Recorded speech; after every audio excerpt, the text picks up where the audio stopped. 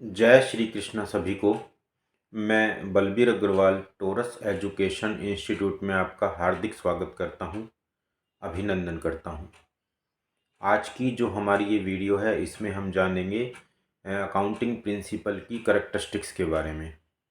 इससे पहले जो हमारी वीडियो आई थी वो अकाउंटिंग प्रिंसिपल क्या होते हैं और थ्योरी बेस ऑफ अकाउंटिंग क्या होती है इसके बारे में थी। अकाउंटिंग की वीडियो टोरस एजुकेशन के चैनल पर काफ़ी हैं, तो जितनी भी वीडियो अभी तक बनी हुई हैं उन सभी के लिंक मैं आपको इस वीडियो में दे दूंगा। आप जो भी जानकारी लेना चाहें, जिस भी वीडियो को देखना चाहें, उन लिंक के थ्रू देख सकते हैं। तो चलिए शुरू करता हूं आज की इस वीडियो को, जिसमें हम डिस्कस करेंगे अकाउंटिंग प्रिंसिपल की करैक्टरिस्टिक्स के बारे में। तो करैक्टरिस्टिक्स जानने से पहले मैं आपको एक बार अकाउंटिंग प्रिंसिपल का मीनिंग क्लियर कर देता हूं दोबारा से। अकाउंटिंग प्रिंसिपल का मतलब होता है कि जो हमारे बिजनेस में जितने भी लेन देन होते हैं, उन लेन देन को लिखने के लिए जो भी सिद्धांत हैं, जो भी नियम हैं, वो नियम ही हमारे अकाउंटिंग प्रिंसिपल्स कहलाते हैं। और एक्चुअल में जो ये नियम है वो मैन मेड हैं, इंसानों के द्वारा बनाए गए हैं। तो ऐसा नहीं है कि जैसे फिजिक्स के जो नियम होते हैं, केमिस्ट्री के नियम होते हैं, वो लेबोरेटरी में टेस्टेड होते हैं। इस तरह से ऐसा कुछ नहीं है। बट फिर भी ये जो नियम है वो यूनिवर्सल हर जगह लागू होते हैं, पूरे वर्ल्ड में लागू होते हैं। तो चलिए शुरू करते हैं आज की characteristics one by one. Accounting की जो पहली करैक्टरिस्टिक्स है वो है अंडरस्टैंडेबिलिटी, यानी कि समझने में आने योग्य या समझने में आसान। ये पहली करैक्टरिस्टिक्स अकाउंटिंग प्रिंसिपल के अंदर होनी चाहिए कि अकाउंटिंग प्रिंसिपल इतने सरल होने चाहिए, इतने आसान होने चाहिए कि वो आसानी से सभी को समझ में आ जाएं। उनमें किसी तरह का कोई कॉम्प्लिकेशन नहीं होना चाहिए, किसी तरह की कोई ऐसी दिक्कत ना हो जो समझने में दिक्कत आए। मतलब अंडरस्टैंडेबल होने चाहिए, समझने में आसान होने चाहिए। ये उसके अंदर पहली विशेषता होनी चाहिए। दूसरी विशेषता अकाउंटिंग प्रिंसिपल के अंदर होनी चाहिए विश्वसनीयता, यानी कि रिलायबिलिटी। रिलायबल होना चाहिए, विश्वसनीय होना चाहिए वो। यानी कि जितने भी हमारे बिजनेस के लेन देन होते हैं, उस लेन देन के पीछे कोई ना कोई एविडेंस ज़रूर होता है। जैसे कि मान लीजिए हमने कोई सामान परचेज किया, तो परचेजिंग के लिए हमारे पास इनवॉइस होगा। हमने जो परचेज किया उसका इनवॉइस हमें मिला होगा। तो उस इनवॉइस के बेस पे हम ये बता सकते हैं कि वास्तव में ये परचेजिंग हुई है। मतलब हर ट्रांजैक्शन के पीछे कोई ना कोई एक सबूत, एविडेंस ज़रूर होता है। तो विश्वसनीय तो वो तभी बनेगा जब हम उसका जो एविडेंस है वो भी शो करें, वो दिखाएं अकाउंट्स में, वाउचर्स बनाएं मतलब। तीसरी जो उसके अंदर विशेषता होनी चाहिए वो है कंपेरेबिलिटी, यानी कि तुलनीयता, जिसका हम कंपैरिजन कर सकें। यानी कि अकाउंटिंग जो प्रिंसिपल हैं उसके अंतर्गत जो हम काम करते हैं वो अकाउंटिंग इस तरह से काम होना चाहिए कि हम आपस में एक दूसरी फर्म से उसकी तुलना कर सकें। मतलब हमारी फर्म की तुलना हम किसी दूसरी फर्म से कर सकें, कोई दूसरी फर्म की तुलना हमारी फर्म से हो सके, या हम पिछले सालों की तुलना इस साल से अपनी कर सकें। तो ये तभी संभव हो पाएगा जब हम अकाउंटिंग के जो हमारे करने के मेथड हैं उनको बार बार चेंज ना करें। जैसे हमारे पास एक डेप्रिसिएशन में मेथड होता है स्ट्रेट लाइन मेथड, और एक मेथड होता है WDV method, return down value method. तो यदि हम उन मेथड को आए दर साल चेंज कर लेते हैं, कभी स्ट्रेट लाइन मेथड कर देते हैं, कभी रिटर्न डाउन वैल्यू मेथड कर देते हैं, तो उससे क्या है कि कंपैरिजन करने में प्रॉब्लम आएगी, दिक्कत आएगी। तो बार बार मेथड को चेंज ना करें ताकि वो कंपेरेबल हो सके, तुलनीयता उसमें हो सके। चौथी विशेषता अकाउंटिंग प्रिंसिपल के अंदर होनी चाहिए कंसिस्टेंसी, यानी कि एक रूपता की। वो एक रूप हो मतलब यूनिफॉर्म हो, इस तरह से हो कि हर एक कंपनी उसको अपनाए और उसी तरह से काम करे। जैसे कि इसमें भी हम एक डेप्रिसिएशन का ही एग्जांपल ले सकते हैं कि डेप्रिसिएशन का जैसे मान लीजिए हमने स्ट्रेट लाइन मेथड अभी चूज कर लिया, तो ऐसा नहीं है कि अगले साल हम उस मेथड को बदल के WDV मेथड बना दें, या फिर उससे अगले साल वापस से स्ट्रेट लाइन मेथड बना दें। यदि हमने एक बार एक मेथड को चूज कर लिया है, जो भी मेथड है, चाहे वो स्ट्रेट लाइन है, चाहे वो रिटर्न डाउन वैल्यू मेथड है, तो उसको कुछ सालों तक रेगुलर चलाएं, ताकि अकाउंट्स में एक रूपता आए, वो एक जैसा बने। अदरवाइज उसको कंपैरिजन करने में भी दिक्कत आएगी।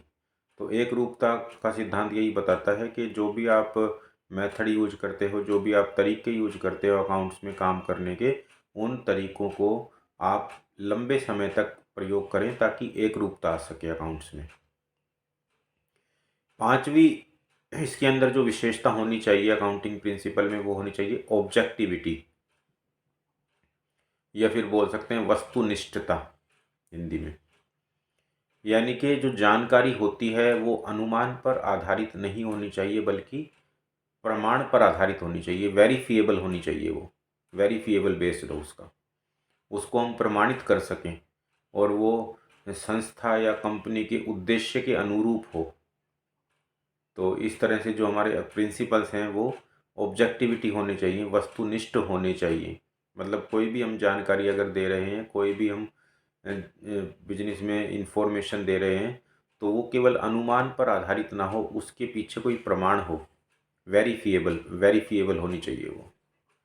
छठी उसके अंदर जो अकाउंटिंग प्रिंसिपल में विशेषता होनी चाहिए वो है प्रैक्टिकेबिलिटी, यानी कि व्यवहारिकता।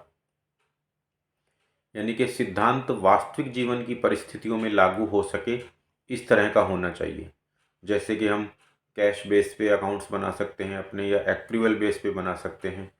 इनको हम कोई भी बेस पे अकाउंट्स बनाते हैं, हालांकि ज़्यादा अच्छा जो माना जाता है वो एक्रूअल बेस पर माना जाता है, क्योंकि हम इसमें कैश लेन देन भी लिखते हैं और उधार वाले लेन देन भी लिखते हैं। मतलब अभी जो नहीं हुए, जिनकी हमने अभी कैश में ट्रांजेक्शन्स नहीं की, उनको भी हम इसमें एक्रूअल बेस में लिखते हैं, और जिनकी कैश में ट्रांजेक्शन अभी हो गई है उनको भी हम लिखते हैं।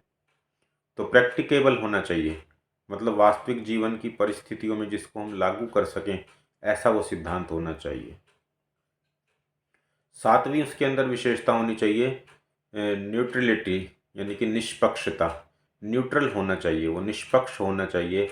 ऐसा नहीं है कि वो मालिक की तरफ ज़्यादा उसका झुकाव हो, मतलब मालिक के हक में बोले वो प्रिंसिपल, या फिर किसी कर्मचारी के हक में बोले, या फिर किसी ग्राहक के हक में बोले। मतलब वो एकदम न्यूट्रल होना चाहिए, निष्पक्ष होना चाहिए, बेस्ड फ्री होना चाहिए। उसको इस तरह का होना चाहिए कि वो किसी के साथ पक्षपात ना करे। एसेट्स लायबिलिटीज एकदम क्लियर हों, क्लियर रूप से दिखाई जाएं, बिजनेस में किसी भी तरह का कोई छुपाव ना हो। और आठवीं जो उसके अंदर विशेषता होनी चाहिए वो है टाइमलीनेस, यानी कि समयबद्धता। समयबद्धता मतलब है समय पर जानकारी उपलब्ध हो। मतलब जितनी भी हमने अकाउंट्स में काम किए हैं, अगर उनकी जानकारी हमें समय पर ही उपलब्ध नहीं होगी तो हमें फिर डिसीजन लेने में दिक्कत आएगी। तो जानकारी इस तरह की हो कि वो समय पर उपलब्ध हो सके, ताकि डिसीजन लेने में किसी तरह की कोई भी दिक्कत ना आए, कोई भी प्रॉब्लम ना आए। तो अकाउंटिंग प्रिंसिपल में समयबद्धता का होना भी ज़रूरी है, ये वाली विशेषता भी उसके अंदर होनी चाहिए। नौवीं विशेषता उसके अंदर होनी चाहिए फुल डिस्क्लोजर की, यानी कि संपूर्ण खुलासा।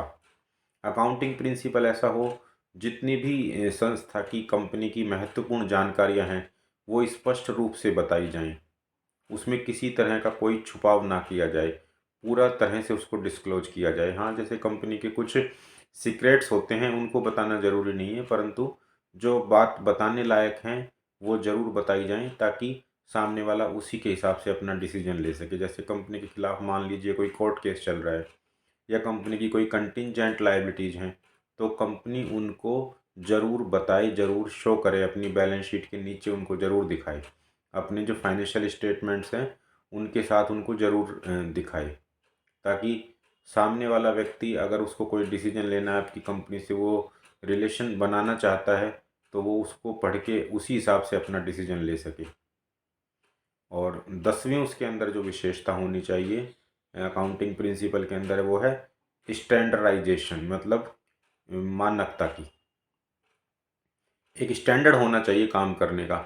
एक ही मानक अगर होगा तो फिर सारी कंपनियां उसी हिसाब से काम करेंगी, तो आप उसमें हम फिर आपस में तुलना कर पाएंगे। तो मैंने एक गैप का जिक्र किया था आपको, जर्नली एक्सेप्टेड अकाउंटिंग प्रिंसिपल, इससे पहली वीडियो में भी, उसमें आप इसको अच्छी तरह से समझ सकते हैं।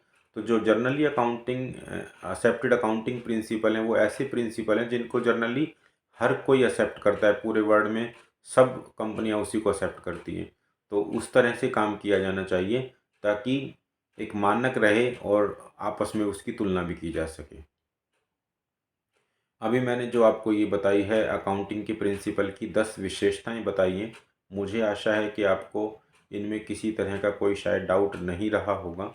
फिर भी आपको लगता है अभी मुझे इनमें किसी तरह का कोई डाउट रह गया है, तो आप मुझे कमेंट बॉक्स में लिखकर उस डाउट को क्लियर कर सकते हैं, या मुझे कॉल करके पूछना चाहें तो वो डाउट कॉल पे भी मुझे पूछ सकते हैं। मेरा नंबर है 9416949631। और ये जो मैंने अभी आपको 10 प्रिंसिपल की करेक्टरिस्टिक्स बताई है, इन करेक्टरिस्टिक्स के संबंध में मैं आपको भी क्वेश्चन भी दूंगा ऑब्जेक्टिव टाइप, और उन क्वेश्चन के जवाब भी आप मुझे कमेंट बॉक्स में लिखकर ज़रूर बताइएगा। तो प्रश्न ये रहे आपके सामने।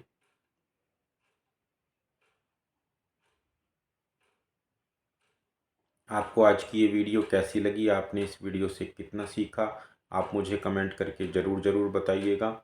और जितना ज़्यादा हो सके आप इस वीडियो को शेयर कीजिए, लाइक कीजिए, और अगर आप चैनल पर नए हैं तो चैनल को सब्सक्राइब करना बिल्कुल भी ना भूलें। मिलता हूँ बहुत जल्द आपसे मैं अगली वीडियो में। तब तक के लिए जय श्री कृष्णा, जय श्री कृष्णा। टॉरस एजुकेशन संस्थान से संबंधित और अधिक जानकारी के लिए आप हमसे संपर्क कर सकते हैं। धन्यवाद। You can contact us for more information related to Taurus education institute. Thank you.